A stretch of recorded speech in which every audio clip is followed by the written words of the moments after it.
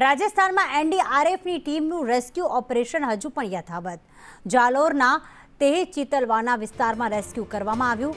17 લોકોનું રેસ્ક્યુ કરી સુરક્ષિત સ્થળે ખસેડવામાં આવ્યા છે। દવા સહિત રાશન કીટનું વિતરણ પણ કરવામાં આવ્યું છે। તો જાલોરના તેહ ચિતલવાના વિસ્તારમાં રેસ્ક્યુ ઓપરેશન એનડીઆરએફ દ્વારા રાહત સામગ્રી જે છે તેનું વિતરણ કરવામાં આવી રહ્યું છે। તો સાથે રેસ્ક્યુની કામગીરી કરીને 17 લોકોને સુરક્ષિત સ્થળે બહાર પણ કાઢવામાં આવ્યા। દવા સહિત રાશન કીટનું પણ વિતરણ કરવામાં આવી રહ્યું છે।